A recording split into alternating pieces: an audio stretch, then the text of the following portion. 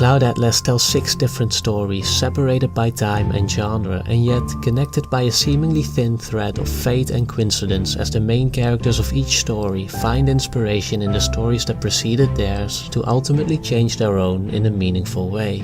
In many ways, it's a story about stories, about the peculiar way in which we can convey a life experience from one individual to another, from one generation to the next.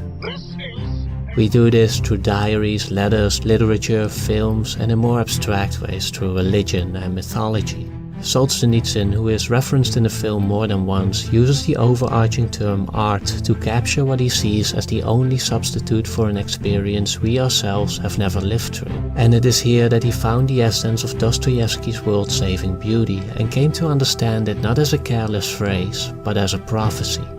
To really understand the meaning of this, we have to dig a little deeper into the themes explored in Cloud Atlas, which author David Mitchell describes as: one is the interconnectedness of cause and effect, and you think you have your own little life and it runs along its own tracks, especially these days.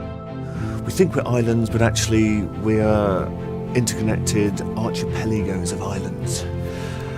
Number 2, it's about predacity, the way individuals prey on individuals, tribes on tribes, corporations on their host societies, states on the individuals within those states. The mechanics, the electronics of predacity, if I'm allowed to use language like that. Weak are meat, and the strong do eat. If we take the interconnectedness of the stories into account, there appears to be a demoralizing truth to this statement. For although the individual stories end with the main characters achieving some form of victory over the oppressing forces they're facing, on the larger cosmic scale, these victories feel rather inconsequential, as the progress made in each story is diminished by a new form of oppression in the next. There is a natural order to this world, and those who try to upend it do not fare well. It raises a serious issue for moral behavior on the individual level. For why should I suffer and sacrifice for a greater good that's never going to manifest itself? Why should I stand against injustice if my effort will only end up being inconsequential? Here, Solzhenitsyn writes, "If only it were all so simple. If only there were evil people somewhere insidiously committing evil deeds, and it were necessary only to separate them from the rest of us and destroy them. But gradually it was disclosed to me that the line separating good and evil passes not through states, nor between classes, nor between political parties either, but right through every human heart." At this point in my life, all I know, Sixsmith, is that this world spins from the same unseen forces that twist our hearts. During the life of any heart, this line keeps changing place. Sometimes it is squeezed one way by exuberant evil, and sometimes it shifts to allow enough space for good to flourish. One and the same human being is, at various ages, under various circumstances, a totally different human being. At times he is close to being a devil, at times to sainthood. But his name doesn't change, and to that name we ascribe the whole lot, good and evil. He adds that although we can't expel evil and injustice on this grand cosmic scale, we can constrict it within our own heart. I owe my life to a self-freed slave. And I cannot in good conscience participate in this kind of business any longer. Here we do have agency and we can make a difference, but we ourselves are responsible to assume it, and this takes courage and honesty, which at last brings us to the purpose of art. Against eternal injustice, art offers beauty as its equally eternal antidote. In the words of Polish poet Cyprian Norwid, beauty is to enthuse us for work, and work is to raise us up.